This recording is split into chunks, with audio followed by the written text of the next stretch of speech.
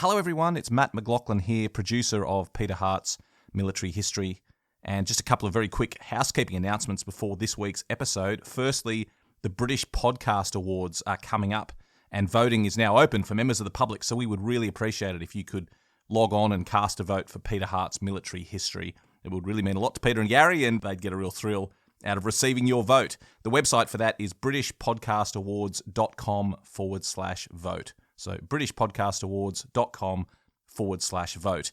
If you could jump on there and cast a vote for Peter Hart's Military History, it would be greatly appreciated. Also, check out the new podcast series we now have available, a sister podcast to Peter Hart's Military History. It's called Treasures from the Vault. And in that podcast, I examine wonderful items and historic documents in great museums and archives around the world, and then talk about the history that relates to those items. So go to your favourite podcast app, check that one out. I'm really excited about it. It's been really popular in its first couple of weeks of launch. It's called Treasures from the Vault. We've got stories on Jack the Ripper, Shakespeare's first folio, the first Japanese Zero shot down in World War II. There's lots of great history there to be found on Treasures from the Vault. And the last bit of housekeeping news, and probably the most important, is the Gallipoli evacuation book we've been talking about. We're currently editing it. It will be released, printed, published in September, but it's going to go on sale from June. The pre-sale is going to begin in June. And if you order the book via our website, which is livinghistorytv.com, you will receive a special bonus from Peter Hart. And that is a wonderful interview with Peter, a private interview that only people who buy the book in the pre-sale will receive. And in that interview, it's basically a behind-the-scenes look at the construction of the book. Peter's going to talk all about his motivations for writing the book. He's going to break down each chapter, each period of the evacuation, and talk about it in detail.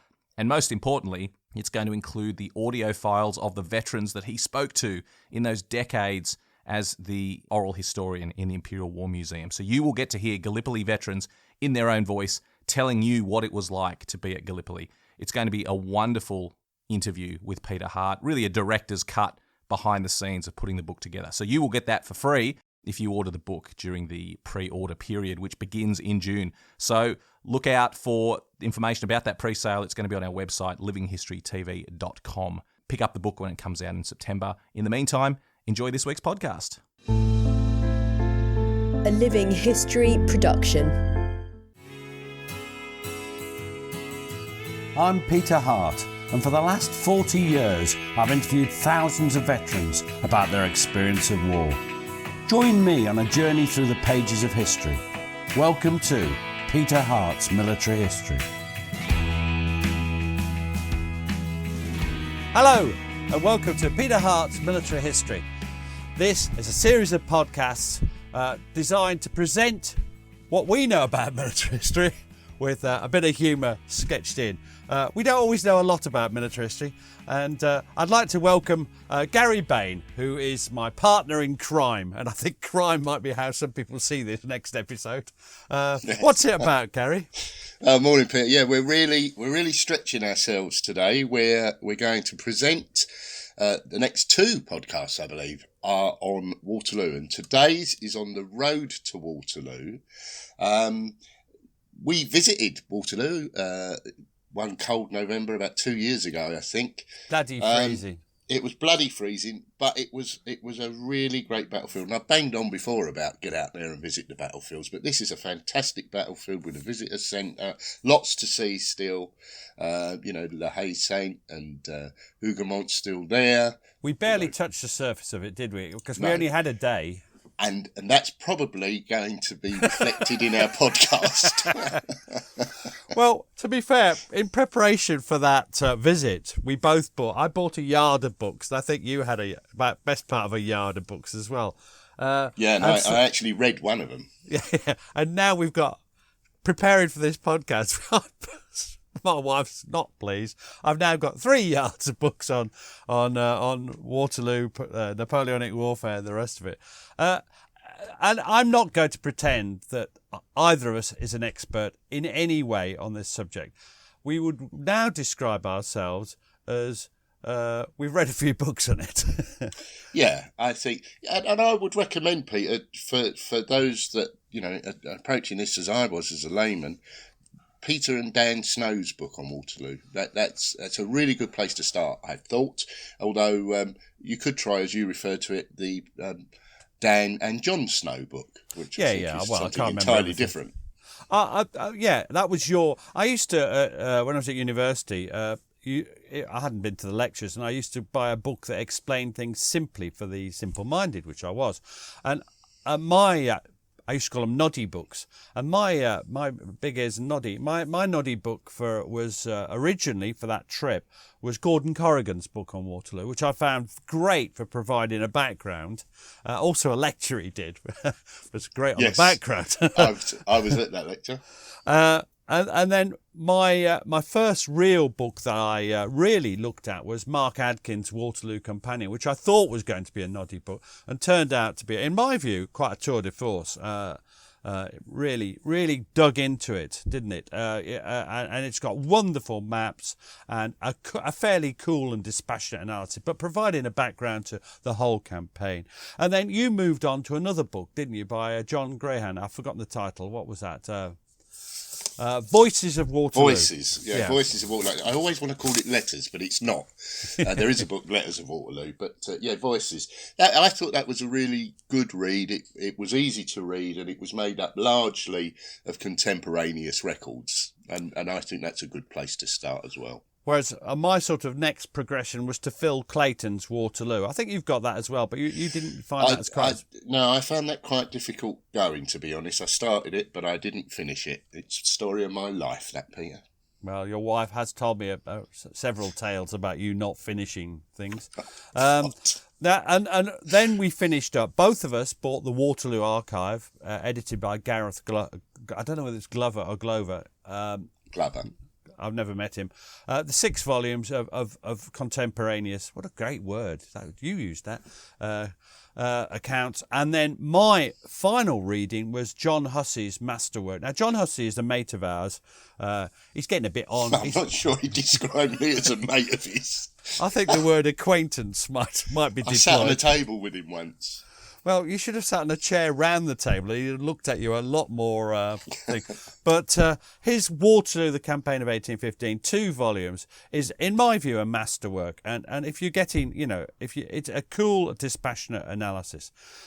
Having said that, we're now going to give our views on the road to Waterloo. And we're probably going to disgrace the name of all these fine authors who've helped us get to the state we are in now. But should we... I mean, this is the road to Waterloo. Waterloo was fought on Sunday, 18th of June, 1815. And for 9 hours, 200,000 more men, backed by 537 guns, fought one of the sort of decisive, the greatest battles of the world. To meet one's Waterloo... it's a popular saying for decisive failure, isn't it? I mean, and I believe it was used just before you left Transport for London, where you were head of commerce, I believe. Just before then, you met your Waterloo. Yeah. And another phrase often associated with it is Waterloo. How would it feel if you won the war? Yes, that was from the blessed ABBA. Yes, that was. But so it's also a battle between 3 of the greatest generals of their age. And people say 3. I include Blucher now. They've got different skill sets. And we'll be looking at the way the 3 of them were so brilliant but so different. And what this podcast is about is the road to Waterloo. How did they come to be there on the 18th of June? What had happened before that? What had led up to that fantastic battle? And I think probably it's all down to one man. Who do you think that man was, Gary? Come on, tell us a bit about him. Well, I presume you're referring to Napoleon. Napoleon Bonaparte, 46-year-old man, born in 1769 in Corsica. He was a well-educated man, trained as an artilleryman. He'd fought at that point nearly 50 battles, and frankly, just about won most of them. He was a supreme strategist and tactician, but at times he didn't really worry about casualties. So that's interesting, because that's something that comes out, doesn't it, during this tale we're about to tell. sometimes he's only interested in results. Would you say that's fair? Yeah, I mean, he was a great supporter of the revolution in France. He had a connection with his soldiers. It was very weird because he wore a uniform, but he wore it under a battered old grey overcoat. As he approaches Waterloo, he's putting on a bit of weight. You know, he's middle-aged. He's, you know, as we all do, Peter. We all do. We all do. We're all getting a little bit podge around the stomach. But he had plenty of energy. You know, one of the things he was known for was being on a horse and riding up and down all day and being in the battles. And he even at Waterloo, when, you know, arguably he was on the wane, he demonstrated considerable physical resilience. He did. So I think, yeah, one of the things people get, and the famous Waterloo film, he's portrayed as being, you know, almost on his deathbed. I think this is overstated, and certainly if you read the books, a lot of these, and the analysis shows that. We better sketch in his background. He'd fought the enemies of the French Revolution in the 1790s. He was a great supporter of the French Revolution. You were quite right, especially when it was him. Because he seized power in 1799 and then put the revolution to bed, so to speak, by becoming emperor in 1804. Not exactly a republic in many ways if you're the bloody emperor. Although you could argue that, you know, his invasion of Europe was to try to bring enlightenment to those countries which were still suffering under the feudal system. Yeah, enlightenment at the point of a bayonet. Yes. Freedom. He fought. The number of campaigns he fought are brilliant, but it all came to a bit of an end following the invasion of Russia. The disastrous Russian campaign in 1812. I believe Tchaikovsky wrote a good song about it. Yeah, but it's worth noticing that in some of his many successes leading up to 1812, he had actually beaten the Russians at Friedland in 1807. So, you know, he had a level of confidence about what he was doing in 1812. Not surprised. He had good reason to be confident, didn't he? This was followed. He was defeated by the Sixth Coalition of the major powers: Austria, Russia, Prussia, and of course Britain. Although we don't do much fighting at this stage, we're busy in the peninsula. And he abdicates in 6th of April 1814. I had to look that up, and he was exiled to the island of Elba, which I think is staggeringly lenient for a man who, the crowned heads of Europe regarded as responsible for 20 years of European conflict and the antithesis of everything they stood for. Yeah, and I think it's worth noting that he abdicated because he was forced to. Paris fell in March of 1814. It wasn't some sort of magnanimous gesture to provide peace in Europe. They'd actually reached Paris. And he was seen as, certainly, if not responsible, the prime mover in the conflict of the previous 20 years. And you would have thought that they would have, at the very least, have imprisoned him, if not executed him. So it is incredibly lenient. And he went to Elba with his personal guard of around about 1,000 odd men. Yeah, they were very odd, and he had. I wonder if they saw an irony in this. Excuse me. Elba is 17 miles by 11 miles, and there was an irony in that. Was now his empire, that little space with 1,000 men. There's a problem with Elba, though. It's a bit close to Corsica, it's close to quite France. A lot of things. Yeah, it's not exactly out of the way, is it? And. The person who replaced him was Louis the 18th, I think. I'm going for 18th. Louis. It's definitely called Louis. Yeah, we'll go for Louis. We'll go for Louis. And he was not popular. He was unable to get a grip. He was overweight. He was he couldn't stop his more extreme supporters starting to attack the so-called the freedoms, brought in any freedoms that remained from the French Revolution. And Napoleon, 26th of February 1815, Napoleon sees his chance. And this is the most incredible tale, which it is that I'm about to tell, we're about to tell, that just is staggering, isn't it, Gary? It is. I think I would add, Peter, Napoleon was getting news. He was getting news from France and Vienna while he was in Elba, and he was encouraged by that news. He was encouraged by the way Louis was treating the people of France, and particularly the veterans of the campaigns that had been campaigning with him. They were treated poorly, and also, that encouraged him. Also, the England, Austria, Prussia and Russia were all starting to fight amongst each other. Not actually fight, but there were threats of declarations of war and things like that. But Prussia in particular was being a complete arse over Poland. There's something unusual. You very rarely find the Prussians being difficult over Poland. He saw his opportunity. 26th of February 1815, he leaves Elba on 3 boats. There's a lot of interesting stuff about whether there was collusion. Let's glide past that. He lands at, where does he land? He lands. It's the modern Côte d'Azur. Yeah, and he gets there on 1st of March, it looks like. He lands, because, yes, he's held up by wind, I remember that now. He lands... I've been held up by wind before now. Yeah, you have. Yes, we'll perhaps hear some of it from Fred later. Fred, the farting dog, later in the podcast.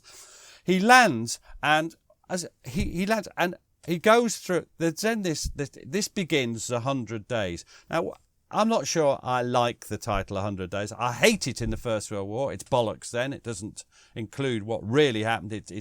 And I think it doesn't mean anything here either. So what date does the 100 Days start then, Pete? Precisely. No idea. Does it start the 26th of February when he leaves Elba? Does it start when he lands in France? Does it start when he arrives in Paris? And when does it end? Waterloo, or when he abdicates for the second time? It's a meaningless sort of statistic. It's a catchy, stupid title. It's very catchy. It's much more catchy than the 127 Days. Yes, or whatever it is, because I've no idea what it really is. Napoleon, when he lands, has this no shooting rule. His men don't, there's no military. He just basically, I call it bearing his chest. And in one literal occasion, he just goes forward and says, if you want to shoot me, shoot me. And everywhere the troops join him. And in particular, there's one famous bit of satirical thing put up in Paris. There's no need to send any more soldiers. I'll have enough. Because every time they send some soldiers to join him, they desert and join him. The most famous of these is Ney, of course. Marshal Ney, who had turned his coat. He was one of Napoleon's real, supporters, and he was sent, and he was doing all that. I'll put Napoleon in a cage and bring him back to Paris. But when he actually was faced with it, he just deserted, turned his coat again, and joined Napoleon. So they marched in all some 500 miles, an average of 20. 500 miles, but the Proclaimers, they marched 500 more. Yeah. Yeah, all right. That's a load of complaints. So I've been waiting all night to get that gagging. Well, it was worth the wait, Gary. It's worth the wait. It's an average of about 24 miles a day, and they had no casualties. And he got to Paris on, I'm just going to look it up, on the 20th of March. So, it took him 20 days. It's amazing. And the Bourbon court, Louis' court, they leave Paris ahead of him, don't they? I think about the 19th of March. Yeah, they bugger off to Holland. Realistically, a small force lands. I shouldn't imagine it's causing too much concern to anybody, 1,000 men landing. But as he's getting progressively nearer to Paris, he's getting more men, and the king becomes so worried that he, in effect, runs away on the 19th of March. Run! Don't blame him, do you? No, not at all. And so Napoleon's back in Paris from 20th of March, and the question is, how are other people going to react? How are England, Austria, Prussia, Russia, Spain, everybody else going to react? they're not natural allies, are they? And as I say, they'd been in Russia and Prussia and Austria had been rowing about Poland and Saxony at the Congress of Vienna. There'd been real trouble. But on the 25th of March, that which is not long for great powers to react, they're all together anyway in Vienna. They each pledged an army of 150,000 men to defeat Napoleon. Britain's basically acting as paymaster. They'd contribute what they could. But they were in, a lot of their army had been sent off to fight the Americans. Always a good idea. Sorry, American fans. It's just a joke. But also, they'd been reducing their army in size, as had other European countries, because there was no longer a threat from Napoleon as they perceived it. So, they weren't having any of it. And from their perspective, you can understand why. But one thing I'd like, when you look at these countries, at the regimes in charge, particularly the autocrats in Russia, Prussia, Austria, they're not nice people. And there's that great joke by Mitchell and Webb of the people in the Nazi uniforms saying, "Are we the baddies?"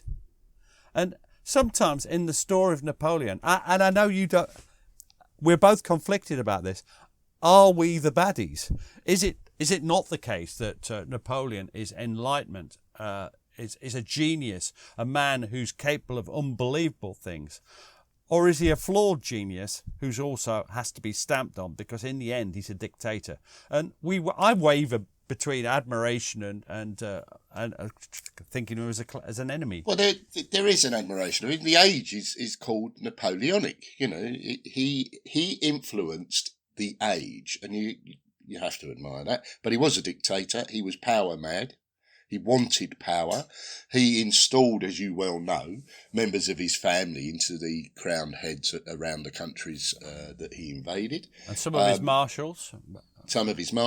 But there was a great deal of enlightenment. You're a fan of Sharp and the programme and the rise from private to colonel of Sharp in that very, very good drama, which, like a good drama, it mixes fact with fiction. But you were more likely to rise from private to colonel in the French army than you were in the British army.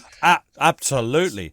Absolutely. And a number of his marshals had actually risen from private. Soult had risen from private to Marshal of France. Very enlightened. So Victor Hugo said it's not only the victory of Europe over France, it's the complete, absolute, shattering, incontestable, final, supreme triumph of mediocrity over genius. But I think that's going far too far. For a start, I don't think people like Blucher and Wellington are mediocre, and Napoleon is a deeply flawed genius. And you could tell us when he takes over. I mean, it's complicated by the behaviour of Murat in Italy, who starts the ball rolling with a bit of a scrap with Austria. But it's there's no sense that he's really planning for peace, is he? He's not. He's absolutely not. Anyway. Facing them, if you just to quickly run through them, in the north, in Belgium, there was Wellington's Anglo-Dutch army. We'll come back to that. 112,000. Blucher's Prussian army, 130,000. There's another Prussian army under Clayton, 225,000. De Tolly had a Russian army of 200,000. Schwarzenberg, who was the overall commander of that sort of eastern front, had an Austrian army of 210,000. Bachmann had a Swiss army of 37,000. Italian army 73,000, Spanish armies 80,000, total 700,000. But they have impossible command and control problems, which, especially as Schwarzenberg is hardly Mr. Dynamic or willing to take risks. And they have a huge problems in organising a combined simultaneous advance on France from northeast and southeast. They're going to win given time. And who was it who said the big battalions usually win? I think it was Napoleon. But there's no modern communications. And pending their ultimate victory, they've got to avoid being defeated in detail. Now, should we have a look at what Napoleon is trying to do? So his enemies ignore his blandishments. He writes to all of them. He sort of appeals to them. The British don't even open the letter. I think that's wonderful. Letter from Napoleon. Should I open it? Nah, send it back. And that's the reaction to all of them. He can't separate them, even though they've been nearly fighting in January. His diplomatic overtures are ignored. So what do you think he does? Tell us what he does, Gary. Well, when he arrived back in France, the Bourbon army was around 50,000 strong. So he recalled the veterans and returning prisoners of war. And a lot of them, weren't there? There was a lot of them, and he called them back to their units. Now, that increased the army to 200,000 within a 2-month period, with 50,000 more in training in 2 months. So he acted, and he acted with speed, which Napoleon was known for. And in fact, the speed with which he moves had often caught out his enemies, and it was a great trait of his. And he was decisive, and he got on with it. And he realised that the main threat to France was actually from Belgium. It was from the British and Anglo-Dutch army, and he resolved that that's where he would have to resolve the issues facing him. How many did he raise? I mean, the one thing I'd like to think is that it's not just raising men, though, is it? Because he couldn't bring in conscription politically, and even if he could, you can't train men in a matter of weeks. So there's going to be a shortage of weapons, muskets, well, they don't use rifles, muskets, guns, horses. The horse stock of the whole of Europe had been ground down by the Napoleonic Wars, munitions, supplies, Well, and money. You're going to need money. You've got to pay them. And money, yeah. But he has the Army du Nord, which he would command himself of 123,000 with 358 guns. Then he has other armies in the Alps, 23,000, Paris, 20,000, Pyrenees, 17,000 facing a rebellion in La Vendée. But most of all, he decides, as you say, to go for the army in the north. We'll come to why a bit more. But who is in command of the army in the north? Have you heard of him, Gary? No, I don't think so, Peter. Who is it?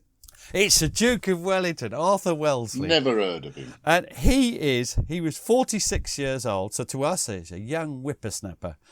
He'd fought about 24 battles and sieges, often against superior numbers.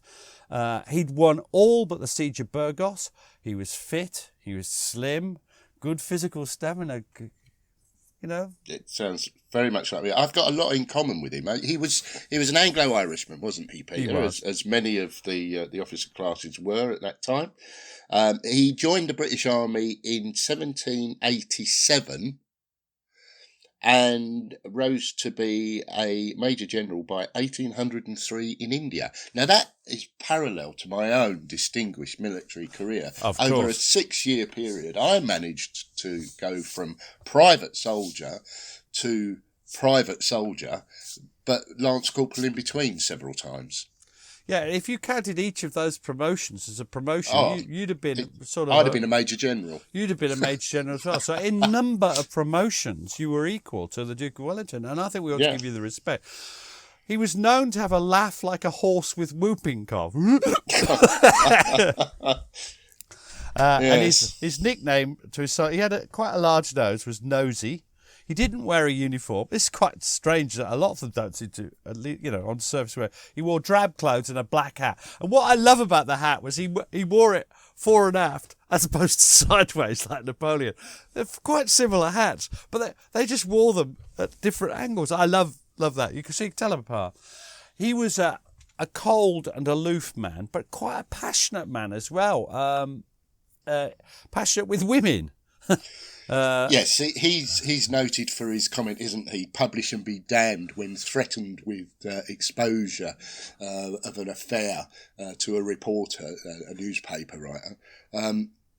He was human, very human. Yeah, but he was also distant. He's a strange personality because how do you think he got on with his men? I mean, how do you feel? I mean, because it's distant, isn't it? Yeah, I mean, excuse me, he referred to his men as the scum of the earth, but, he was very, very careful with their lives. He wanted to preserve the lives of his men. But if you think about it, common soldiers, they were drawn from, the lowest lowest rungs of society. You know, they came from slums, prisons, and unlike the Royal Navy at the time, you couldn't press men into service with the army, so they had to be recruited, and alcohol played a large part.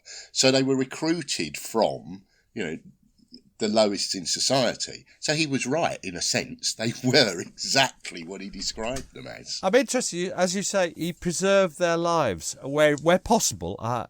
Yeah. And that's different from Napoleon, isn't it? Yeah, it's very different from Napoleon, and Napoleon thought of Wellington as a second-class general. You know, it's quite interesting because the men don't particularly like Wellington, do they? But they love Napoleon, and yet Napoleon couldn't give a fig for their lives, but took them to victories. Wellington, who actually preserved their lives and in one sense cared for them, but he was a disciplinarian, wasn't he? You know, he was, and you know there are. You mentioned right at the start, there's 3 generals on this battlefield. So, you know, Blucher, for example, was noted for loving his men.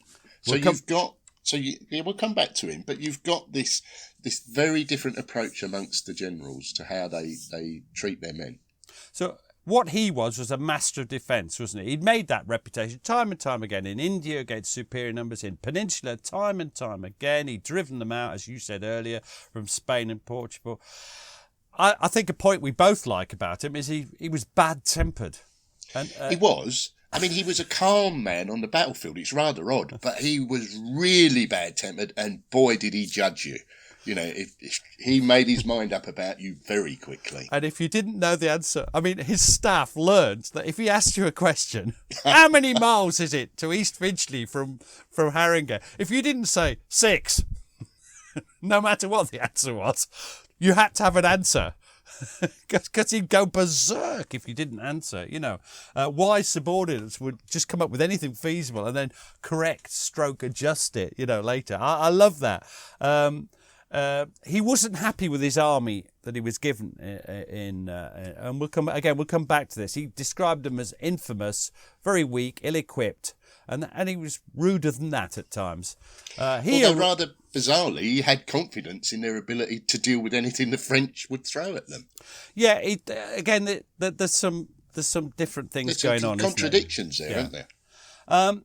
He is sent from Brussels. He's in Brussels. He's in Vienna. He's sent to Brussels. He gets there 5th of April.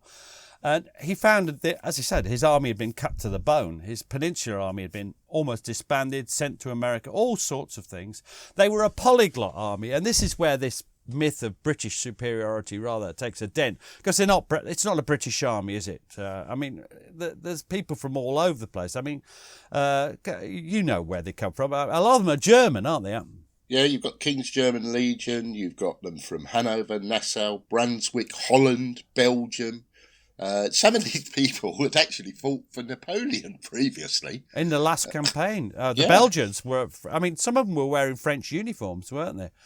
Yeah, and he was worried about the quality, wasn't he? So he sort of mixed them up with some of his better soldiers. But, you know, even the English regiments weren't English. You know, they had large contingents of Irish there.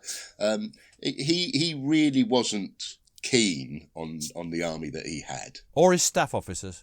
You had to change a lot of them. Let's look at the Prussian army then. So Wellington had 112,000 men, 203 guns. The Prussians, 130,000 and 304 guns. And as you mentioned, Field Marshal Gebhard von Blucher to us. He reminds me of you in some ways. Dashing, debonair. Uncouth, illiterate. That's not true. You're not illiterate. He's a soldier's soldier, though, isn't he? His nickname, Old Forwards. But he's older, isn't he? He's more like my age than your age, 72 years old. He's 72. He was known to hate the French. And I use the word hate advisedly. But as I mentioned earlier, he loved his men. He called his men my children. And they called him, rather like the Smurfs, Papa Blucher. I think it's wonderful you brought the Smurfs into the Road to Waterloo. Yes. Oh, God. yes, I've just remembered. Has something. that thrown you at all? Just a bit. I was just remembering that one of my friends in the band, those Naughty Lumps, used to refer to chasing women as smurfing. I shouldn't have thought of that. Anyway, Or said it. No, or said it. Now, the Prussian army had problems. It was short of money, and they had a system for supplies, but it wasn't working very well. The German states were all meant to contribute towards the supplying, but it wasn't working very well.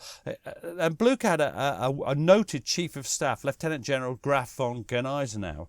And he's often said to be the brains behind the determination and unwavering purpose demonstrated by Blucher. Funnily enough, I have a more negative opinion of Gneisenau because I've been reading Hussey and several others point to many mistakes and overall just that Blucher is the real figure. And the Gneisenau deals with the details and everything, but actually Blucher provides a direction, I think, as well as so he's not just a brainless puppet. He's actually providing a direction as well as a determination. So it's interesting. But Gneisenau is important, and he is extremely bright. They're having trouble with their Saxons amongst their ranks, and Blucher executes 6 or 7 of them and sends the rest home. 14,000. He executes officers, doesn't he? He sends 14,000 soldiers home. Now, Napoleon decides to advance into Belgium, and there's a reason for that. There's lots of reasons for that, which we'll be covering as we go on. The Prussians, they're centred at Namur. You'll need a map of Belgium for this, and we'll put one up. Namur and Charleroi, and they're I say centred, but they're quite scattered. And this is a problem, and the Allied army is very scattered. The Second Corps under Rowland Hill and the Cavalry Corps under Uxbridge are between Brussels and round about Ypres even, covering all the way, covering the southwest approaches to Brussels and Ghent. First Corps and William, Prince of Orange, are based around Lecomte and Nivelles, guarding the Mons-Brussels road. And the reason for this is twofold. One, Wellington, who's in overall sort of command, didn't know which of the several roads to Brussels Napoleon would go.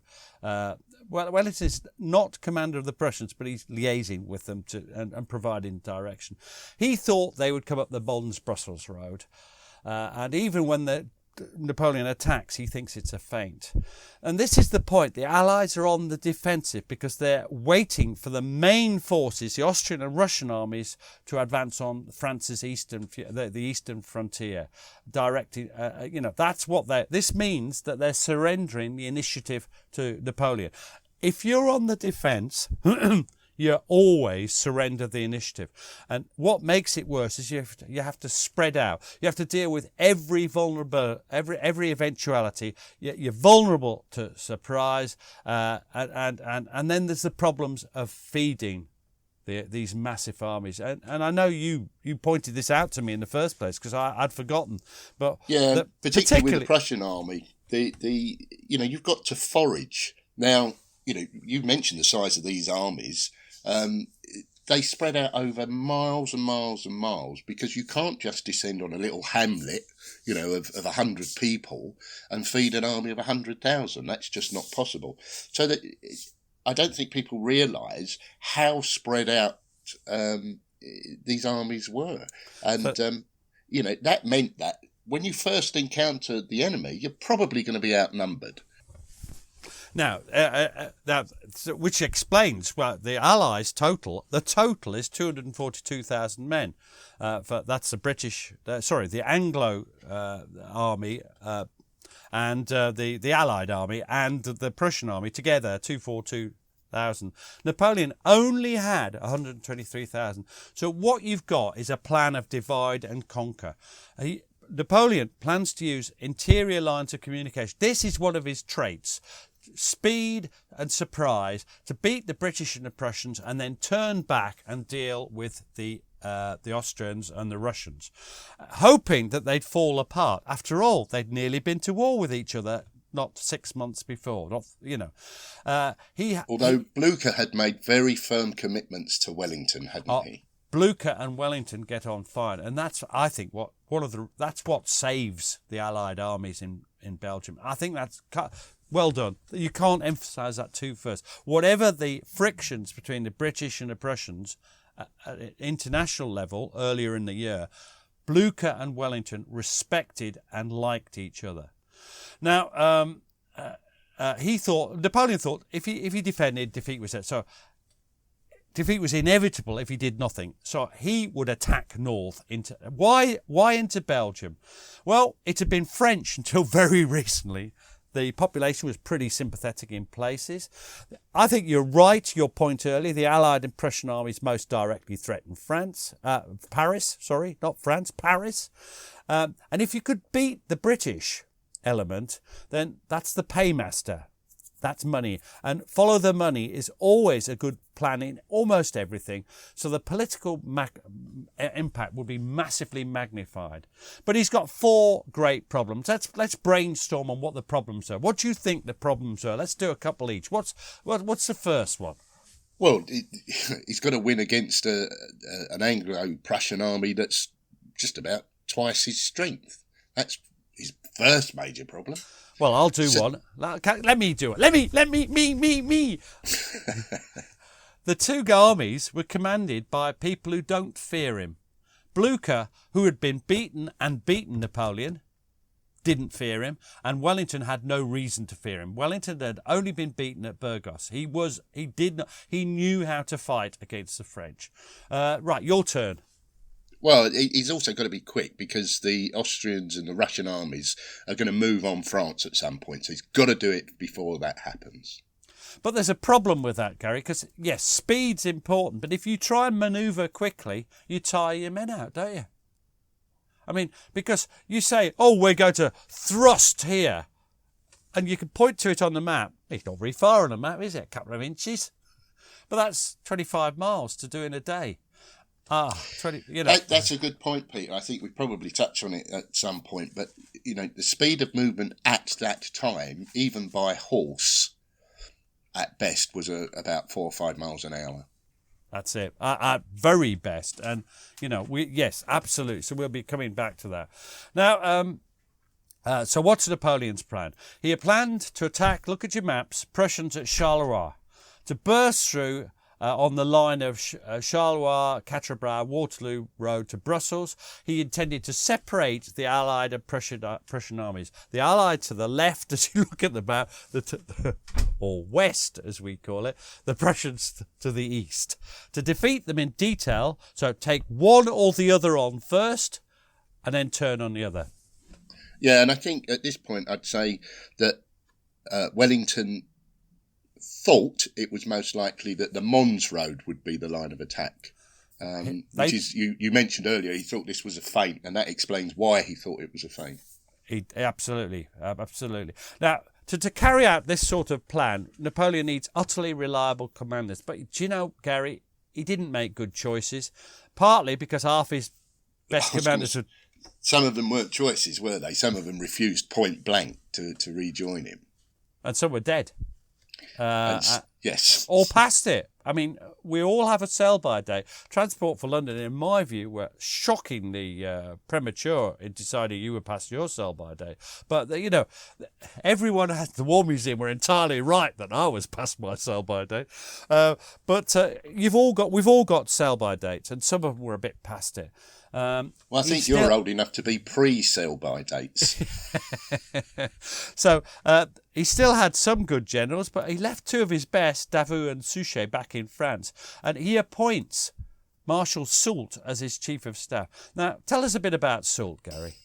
Well, he was a good soldier. He'd risen from private to marshal. It's, we mentioned some of them had. He unfortunately was following a bit of a genius in Berthier, who had been the previous chief of staff. He'd been the war minister under the Bourbons, so again, turncoat. There's a theme developing here. He'd not had any experience as a senior staff officer. He was a short man, bow-legged, like yourself. Dutch disease. Dutch disease. A gifted soldier. but he had no staff officer experience. But it's not helped by Napoleon's manner of command, is it? Because no, I mean, arguably he previously shown himself to be untrustworthy when he was in Spain.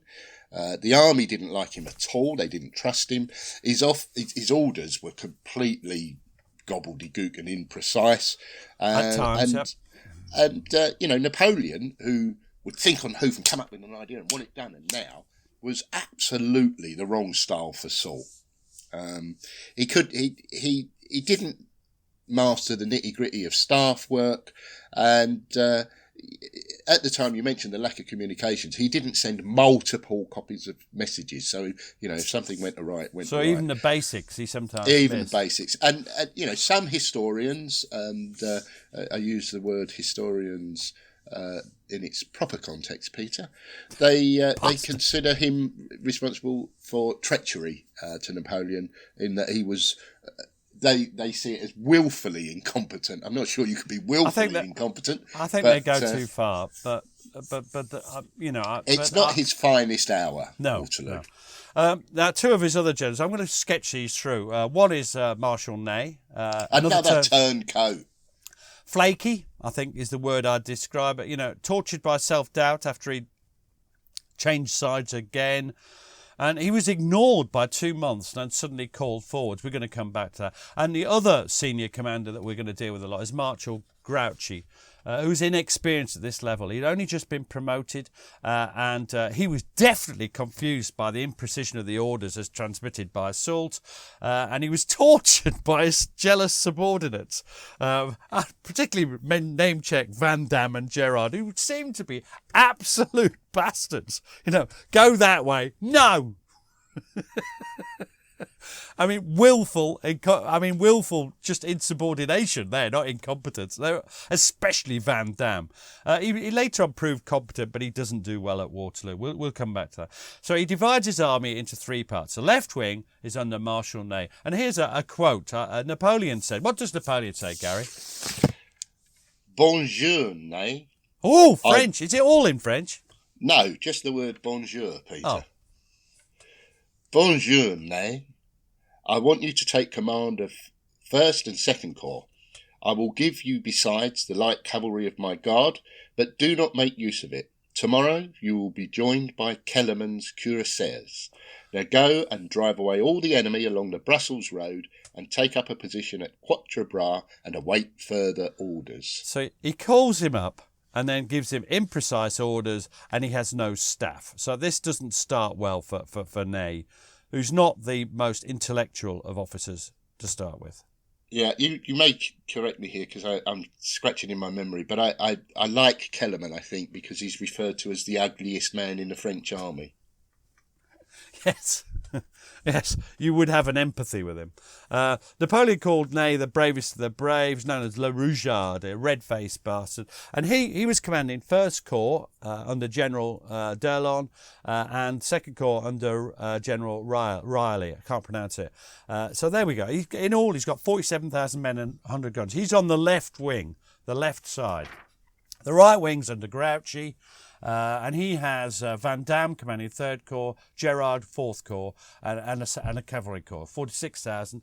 Napoleon keeps a central reserve, which totals the usual Imperial Guard, Labau's 6th Corps, and a cavalry corps, 30,000 men, 150 guns. His intention is flexibility. He'll send the left wing under Ney and the right wing under Grouchy down into Belgium, and he will maintain the central reserve to be added to whichever force he wishes to smash the opposition.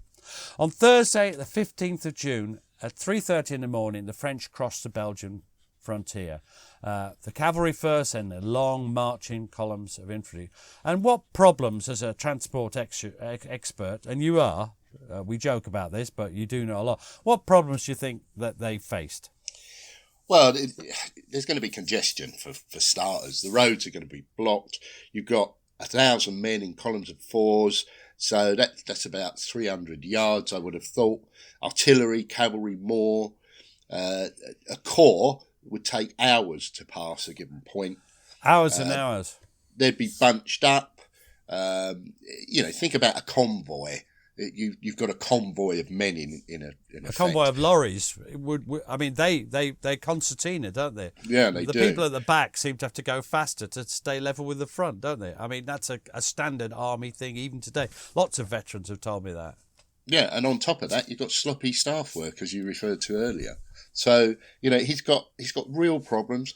There's a betrayal. Surprise. Are you saying that some of his officers weren't trustworthy? Some of his officers would change sides at the drop of a hat. So who's this then? General Louis Beaumont. He was previously a royalist. He served under Ney. He was the commander of the 14th Division, which was leading the formation of the 4th Corps under Gerard, and he deserted. But not only did he desert, he took a copy of Napoleon's orders to the Prussian headquarters, which they were very pleased to receive. Blucher described him as a cur must always be a cur. It didn't really have any impact, but there was a lot of disruption to the French because, it raised questions of loyalty about the former royalist officers, which was most of them, let's face it. Yeah, most, except for the ones who went with him, Yeah, so he's got real problems. And then, I don't know if people know Charleroi. It may be that we can get a map up of Charleroi as well. There's a bridge crossing, and that acts as a bottleneck. So you've got all of these problems, and then you've got a bridge. And of course, suppressions. And what's worse is there's another bridge just a few miles along the river they could have used, but they didn't. They did eventually, but there was a delay. They could have used them out. Now, how does Wellington react to this? He thinks Charleroi is a feint, and the real attack would be on the Mons-Brussels road. To such an extent that, because he's heard that things are happening, but he doesn't want to create alarm. So he attends the Duchess of Richmond's ball in Brussels. And that sounds very grand. Is it some big opera building or something like that? No, it's sort of like a shed, Captain George Bowles, you're going to read a quote from him, aren't you? Yeah, I think it's fair to say that it wasn't only Wellington that attended. They were all of his there. officers, most of his officers attended the ball. Captain George Bowles reports, the Prince of Orange came back suddenly, just as the Duke of Wellington had taken his place at the supper table, and whispered for some minutes to his Grace, who only said he had no fresh orders to give and recommended the Prince to go back to his quarters and go to bed. Go to bed! The Duke of Wellington remained nearly 20 minutes after this, and then said to the Duke of Richmond, I think it's time for me to go to bed likewise, and whispered to ask him if he had a good map in his house. The Duke of Richmond said he had, and took him into his dressing room, which opened into the supper room. The Duke of Wellington shut the door and said, Napoleon has humbugged me. By God, he has gained 24 hours' march on me. Now, this is a famous account, and I think it sounds true. But I want to make he had been humbugged by Napoleon, but Hussey is brilliant in his book in detailing Wellington's responsibilities. And it's like Haig in the First World War. He has to negotiate with his allies, the Prussians. He has to sort out their provision of rations and things because they can't. He has to intermediate with the King of Holland.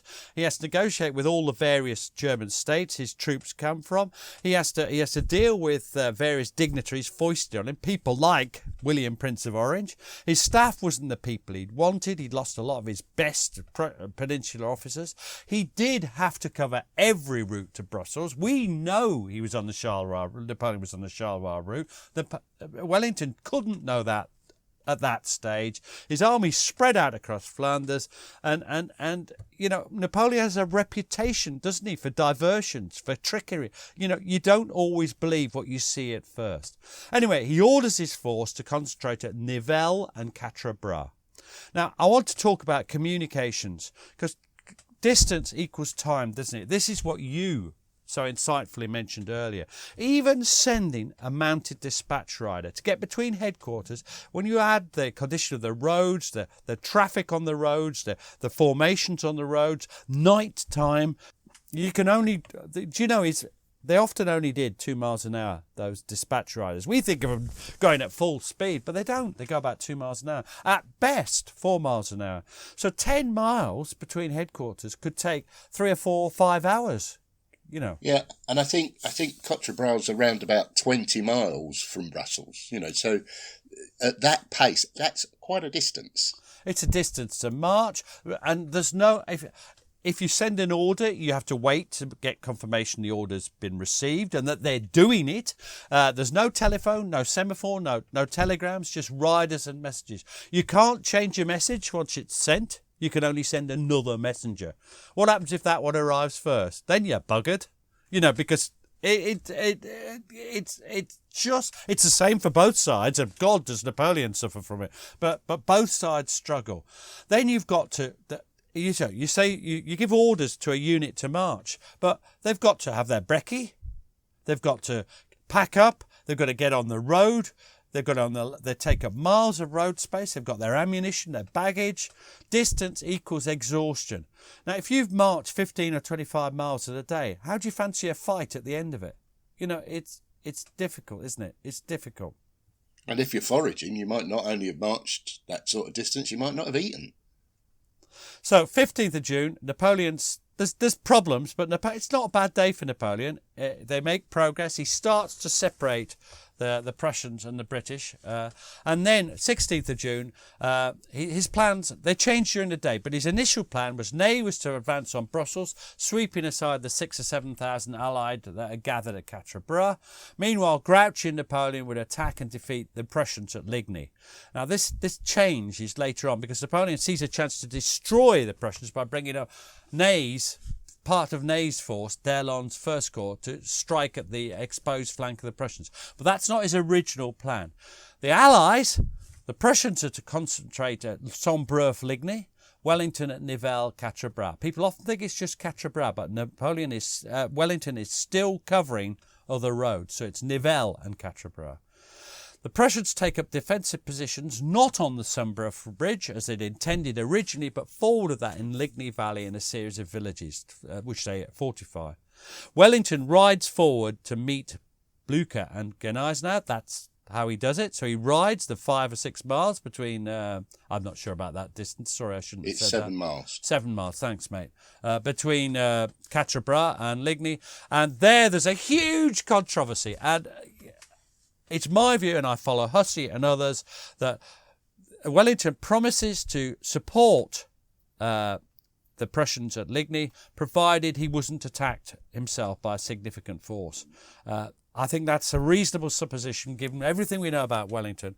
And in actual fact, people go on and on about Wellington not supporting the Prussians at Ligny, but actually they didn't support themselves because their own 4th Corps, commanded by von Bülow, wasn't there because he's another bad-tempered general. He didn't like the tone of Gneisenau's message, so he just didn't do anything for a day or so and was late. He didn't get to the battle at all. So Ney would hold Wellington at Quatre Bras, and as I say, Napoleon came to see it as a chance to destroy the Prussians at Ligny. Now, the Battle of Ligny is incredible, isn't it? It's just awful fighting in these villages, Ligny and the rest of them, Saint-Amand and others, said he. And here's a quote from General de Brigade, Brigadier Charles Huchet, who's one of Napoleon's aides-de-camp. Go on, Gary, tell us what it's like. For 5 hours, 200 pieces of ordnance deluged the field with slaughter, blood and death, during which period the French and Prussians, alternately vanquished and victors, disputed that ensanguined post, hand to hand and foot to foot, so that no less than 7 times in succession Ligny was taken and lost. Oh, this is vicious street fighting, and the Napoleon, as often, he was a master of artillery. He would concentrate his artillery to provide a tactically significant force. But cannonballs, you think, oh, they're old-fashioned, they don't explode. Oh God, they're awful, awful, awful weapons. And here's a quote from Jacques Martin, an officer with 45th Infantry Regiment. Take it away, Gary. The music of the cannonball doesn't vary. It has only 2 notes. When these projectiles arrive in full flight, they remain invisible and announce their passage only with a short whistle which chills the soul. When they ricochet, which is to say after they first hit the ground, they travel on in successive bounds, and then you can see them coming through the air like so many black dots when they make a sort of moaning noise, a plaintive sound, inexpressible in words. They then produce an extraordinary optical illusion. Each of these points seems to be heading straight for your face. That is what makes people duck or bend down to avoid the blow. And if they hit you, they smash you. They just take your head off. They go smash through. They take arms off. They take legs off. And the sheer brutality. And they don't stop with you. They go through a whole file of men, a whole column of men. The fighting is awful. It's also awful because of the hatred between the Prussians and the French. This is based on the French invasions of Prussia and the Prussian invasions of France. And this is Richard Wellman of the 29th Prussian Infantry Regiment. In the streets of the village, we fought with clubbed muskets and bayonets, as if overcome by personal hatred. Man battled against man. It seemed as if every individual had met his deadliest enemy and rejoiced at the long-awaited opportunity to give expression to this. Pardon was neither asked nor given. The French plunged their bayonets in the chest of those already falling from their wounds. The Prussians swore loudly at their enemies and killed everyone that fell into their hands. There is no quarter given, asked or given. It's murderous fighting. And you cannot forget this battle. It is not a secondary battle. This is a major battle. Now, thanks to the failure of French staff and communications, Napoleon doesn't get a decisive victory. And this is because d'Erlon's First Corps, which you will remember was with Ney's force, Napoleon sends orders that they are to march and hit the right flank of the Prussians facing Ligny. Now, d'Erlon sets off. Ney only belatedly finds out about this and orders him to return. Now, this is madness by d'Erlon. D'Erlon should not have returned. He should have done what was done. But Napoleon should have kept a track of it, because d'Erlon turns round almost when he's at Ligny and marches back. End result, Gary? Well, he doesn't influence either battle. He just marches up and down all day. Oh, the grand old Duke of York, or the grand old General d'Erlon. He had 10,000 men. He marched them up to Ligny, and he marched them back again. It was a sizable force, wasn't it? This could have made a real difference. It's 25% of the force. It could have won the Battle of Ligny, or it could have won the Battle of Quatre Bras. But Napoleon failed to control it. I know we blame d'Erlon, we blame Ney, but I also think, and so do the other historians I've read, think that Napoleon has to take some blame. And he hardly deploys his own reserve, Lobau's Sixth Corps, well. The French win, but on point. The Prussians withdraw. And in the final fighting, there's a dramatic scene. I know you like it. In early days of your reading, you said he was trapped under his horse. Pflücker fell off his horse fighting with French cavalry and was trapped under his horse. And in early days, you misread something and told me he was under his horse for 24 hours. Why didn't he get out? Well, he was under his horse for a little while, and he was protected by one of his aides-de-camp. The French didn't notice him. What would have happened? There's a what-if. What would have happened if they'd noticed him and sworded him or lanced him? They'd have invited him back for tea. They'd invited him back for tea and scones. But Blücher escapes. But that also, I mean, a 72-year-old man. 72-year-old man. Under a horse. Under a horse. Well, he's in a terrible state, but we'll talk about him later, because medical treatment is, I think he bathes his wounds in, I can't remember whether it's brandy and drinks the champagne, or whether he bathes his wound in champagne and drinks the brandy. Or, in my view, he drinks both. I'd go for that. Anyway, it's a win for the French, but only on points, and the Prussians withdraw. But they don't go east. They go to the north, towards Wavre, thus staying in relatively the same amount of touch with Wellington. Although the reports back to Napoleon seem to suggest they are actually withdrawing, that his plan's working. There's a lot at first glance, it does seem that it's working. Now, this leads on to the Battle of Quatre Bras, doesn't it? Which, Quatre Bras means forearms. Peter. Not forearm, as in this is turning into a Two Ronnies sketch. Four candles. 4 candles. I love that. It means forearms, as in the number 4. I've got you. Although I believe it's also known as 3 roads, isn't it? Oh, shut up. 3 arms. Anyway, now here, this battle is strange because Ney, who's only just taken over, hasn't he? The day before or the day before that, I can't remember now. And I don't know what happens. Is he tired? Is he lethargic? Are the troops tired? Are the troops out rummaging for food? But he doesn't deploy his forces for battle until 2 o'clock in the afternoon, 1400. Now, he was only originally faced by 6,000 or 7,000, but because he only launches his attacks late, and piecemeal attacks at that, what happens is, as he moves his forces forward, Wellington moves his forces. They're coming in from Brussels and they're coming in from Nivelles. So has Wellington returned at this stage Yes. from Blucher? And he's at Quatre Bras. As ever, that's controversial. So what time he gets back, there's arguments about it. I think he gets back about the time it starts. Now, I want to talk about the problems faced by those men marching towards Quatre Bras. And this is from Second Lieutenant Heinrich von Gegen, and he's with Nassau Light Infantry. And they spend the whole day marching, and this gives you an inkling of what they're facing. We were faced with an extraordinary commotion. An entire baggage column was on the retreat. The immense English baggage train blocked the road in a way that the troops had to march on the fields next to the road and became even more tired than they had already been. And it gets worse. For an hour and a half, we marched between 2 files of wounded soldiers, among them quite a few men of our 2nd Regiment. Some of their lightly wounded, and wisely told their comrades that everything had been lost, their entire regiment dispersed.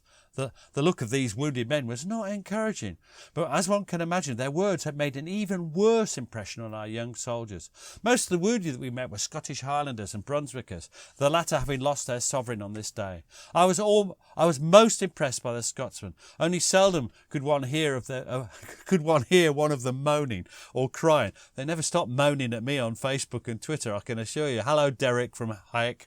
They were walking quietly, these unfortunate men, like lambs being led to the slaughterhouse, because on and after the day of battle, field hospitals are even more terrible places than the slaughterhouses. Now, what saves the British is the arrival at 1500 of the 5th Division, commanded by Lieutenant General Sir Thomas Picton. He's one of your favourites, isn't he, Gary? Yeah, I mean, again, a cantankerous Welshman, I think, is a fair description. Again, wore a civilian wide-brimmed hat, very noticeable. And he arrives at a critical point. I think it's fair to say, had he not arrived, Ney would have seized the crossroads. Ney. Now, he deployed in long lines, which presented as many muskets as possible with a clear field of fire. And that had been used really successfully in the Peninsular Wars. Not great against cavalry, of course. You needed the squares for cavalry. Not great is an understatement. And this is where there's a mistake by the corps commander, William of Orange. And this is featured in Sharp at Waterloo, where he talks about Quatre Bras. There's lots of the Duke of Orange, ordering troops to come out of square and form line and all the rest of it. But they are caught. A couple of battalions caught out of square. This is Sergeant James Anton of the 42nd Highlanders. And Gary, read this. A German orderly dragoon galloped up exclaiming, "Franchi, Franchi!" and, wheeling about, galloped off. We instantly formed a rallying square. No time for particularity. Every man's piece was loaded, and our enemies approaching at full charge. The feet of their horses seemed to tear up the ground. Our skirmishers fell beneath their lances. A few escaped death or wounds. Our brave colonel fell at this time, pierced through the chin until the point reached his brain. Captain Menzies fell covered in wounds. Cavalry. That sounds awful. Cavalry, if they can break you, if you're late or confused when you're forming a square, it could be catastrophic.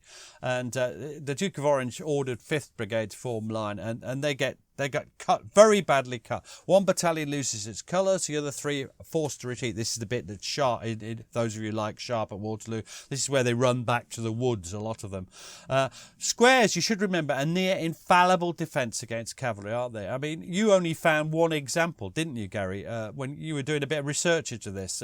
What was the example? I can't remember. Yeah, I think there's 2 or 3 examples subsequently, but I could only find one example prior to Waterloo, and that was in July 1812 at the Battle of Garcia Hernandez, and that was because a mortally wounded horse actually fell onto the corner of the square. Because a horse naturally shies away from the bayonets. This horse was dead, so it just fell and it breached the square. You can't rely on that, can you? So cavalry they don't get into to squares, and this will prove crucially important when we get to Waterloo itself. It will. I mean, one of the drawbacks to squares, of course, they suffer terribly from artillery fire. So they're great against cavalry, not against artillery. So there's a juggling act going on here, isn't there? If the enemy are advancing with combined, and this again refers to Waterloo more in a sense, if they advance with combined forces of cavalry, artillery and infantry in the offing, it makes tactics very difficult, doesn't it? Now, so what happens? Wellington's forces are massed. They're arriving from Brussels, and then from Nivelles, which is basically along the road. Now, this road is I'm just looking to get this is what the other road is. One of the roads of the 4 arms is the road from Brussels to somewhere. Charleroi. The other road is from Nivelles, where half the army was gathering, to Namur, and that's the road that leads to Ligny. So that's why this is important. This is a crucial sort of sideways road, to use a non-technical term. Now, Wellington's forces are arriving from Brussels or from Nivelles, and they get there in time. Ney is furious, apoplectic with rage with D'Erlon and with Napoleon, and and Napoleon was furious that